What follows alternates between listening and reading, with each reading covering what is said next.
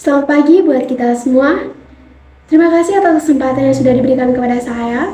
Di sini saya bakal memaparkan sebuah materi yang berjudul tentang anti kekerasan seksual. Sebelum itu, perkenalkan nama saya Maria Irana Bria.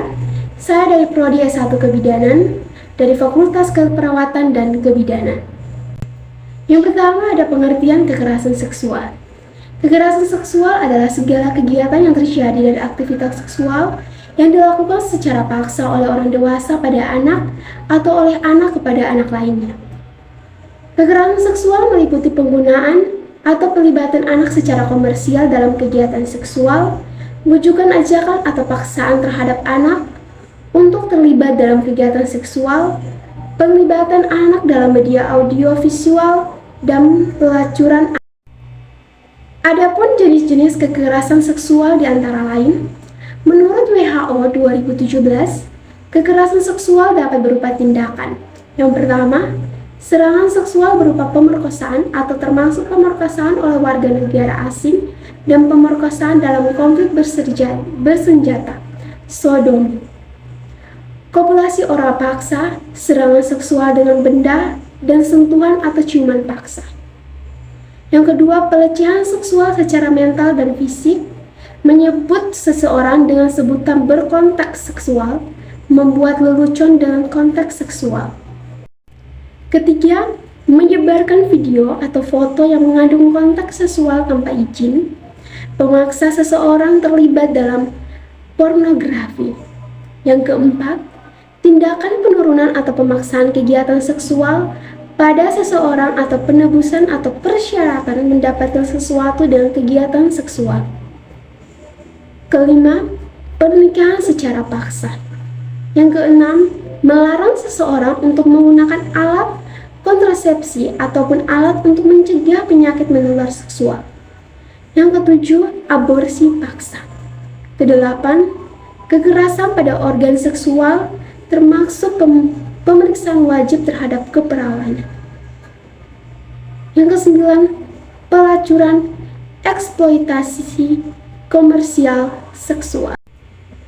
Faktor kerentanan akan kekerasan seksual. Kekerasan seksual dapat dipicu dari beberapa faktor yang secara umum dibedakan menjadi tiga, yaitu faktor yang berasal dari individu, faktor lingkungan, dan faktor hubungan. Faktor individu, pendidikan rendah, kurangnya pengetahuan dan keterampilan menghindari dari kekerasan seksual, kontrol perilaku buruk, pernah mengalami riwayat kekerasan, pernah menyaksikan kejadian kekerasan seksual, dan penggunaan obat-obatan. Faktor lingkungan sosial komunitas, kebudayaan atau kebiasaan yang mendukung adanya tindakan kekerasan seksual. Kekerasan yang dilihat melalui media, kelemahan kesehatan, pendidikan, ekonomi, dan hukum. Aturan yang tidak sesuai atau berbahaya untuk sifat individu, wanita atau laki-laki. Faktor hubungan. Kelemahan hubungan antara anak dan orang tua, konflik dalam keluarga, berhubungan dengan orang pejabat atau pelaku kekerasan, dan tergantung dalam geng atau komplotan. Menurut WHO 2017, kerentanan terjadinya kekerasan seksual yaitu yang pertama, jenis kehamilan, yang kedua usia, yang ketiga tindakan ekonomi, yang keempat tindakan pendidikan, yang kelima kerentanan lingkungan atau terpapar pada lingkungan pekerjaan seks komersial, yang keenam pengalaman terhadap kekerasan seksual, yang ketujuh pengaruh obat-obatan atau alkohol, yang kedelapan memiliki pasangan lebih dari satu. Dampak dalam kekerasan seksual diantaranya dampak pelecehan seksual secara garis besar dapat dibagi menjadi tiga, yaitu dampak fisik, dampak psikologis, dan dampak sosial. Dampak fisik, akibat pelecehan seksual misalnya adanya memar, luka, bahkan robekan pada organ seksual. Pada perempuan dapat yang paling berat yaitu kehamilan. Yang kedua, dampak tertular penyakit menular seksual juga dapat terjadi. Dampak psikologis antara lain berupa kecurigaan dan ketakutan terhadap orang lain, serta ketakutan pada tempat atau suasana tertentu. Yang ketiga, dampak sosial yang dialami korban. terutama akibat stigma atau diskriminasi dari orang lain, mengakibatkan korban ingin mengasingkan diri dari pergaulan. Perasaan ini timbul akibat adanya harga diri yang rendah, karena ini menjadi korban pelecehan seksual, sehingga merasa tidak berharga, tidak pantas, dan juga merasa tidak layak untuk bergaul bersama teman-temannya. Cara mencegah terjadinya kekerasan seksual.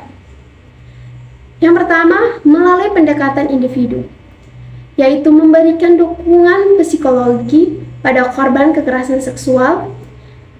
Yang kedua, merancang program bagi pelaku kekerasan seksual di mana pelaku harus bertanggung jawab terhadap perbuatannya, seperti menetapkan hukuman yang pantas bagi pelaku kekerasan seksual, memberikan pendidikan untuk pencegahan kekerasan seksual, seperti pendidikan kesehatan reproduksi, sosialisasi mengenai penyakit menular seksual, dan pendidikan perlindungan diri dari kekerasan seksual. B. Melakukan pendekatan perkembangan.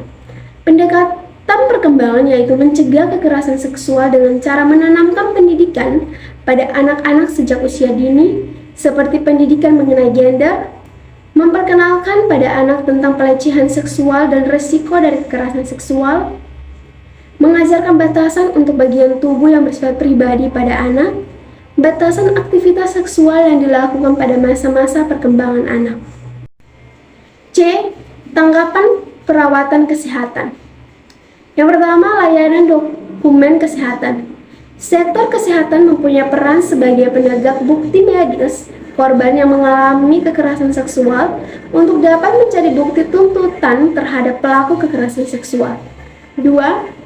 Pelatihan kesehatan mengenai isi kekerasan seksual untuk dapat melatih tenaga kesehatan dalam mengidentifikasi kekerasan seksual. 3. Perlindungan dan pencegahan terhadap penyakit HIV.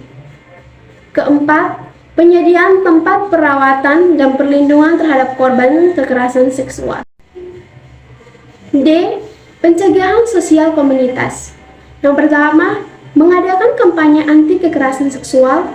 Yang kedua, pendidikan seksual dan pencegahan kekerasan seksual di sekolah. E.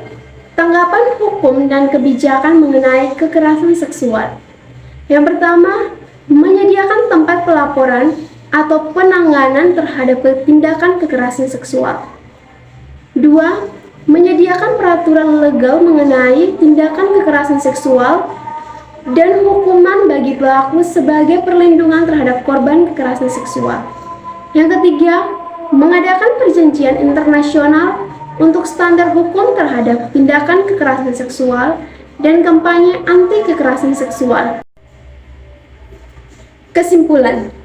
Berdasarkan pembahasan di atas, dapat disimpulkan bahwa kekerasan seksual adalah setiap perbuatan merendahkan, menghina, melecehkan, dan menyerang tubuh atau fungsi reproduksi seseorang karena ketimbangan relasi kuat dan gender yang berakibat penderitaan psikis atau fisik yang termasuk gangguan kesehatan reproduksi seseorang, dan seseorang akan kehilangan kesempatan untuk melaksanakan pendidikan dengan aman dan optimal. Tindakan kekerasan berbasis gender yang mengakibatkan atau mungkin mengakibatkan bahaya seksual dan mental fisik atau penderitaan. Kekerasan seksual dapat dicegah dengan cara melalui pendekatan individu, melalui pendekatan perkembangan, tanggapan perawatan kesehatan, pencegahan sosial komunitas, dan tanggapan hukum dan kebijakan mengenai kekerasan seksual. Itu saja beberapa materi yang tadi saya paparkan. Apabila ada salah kata, saya mohon maaf. Sekian dan terima kasih. Selamat pagi buat kita semua.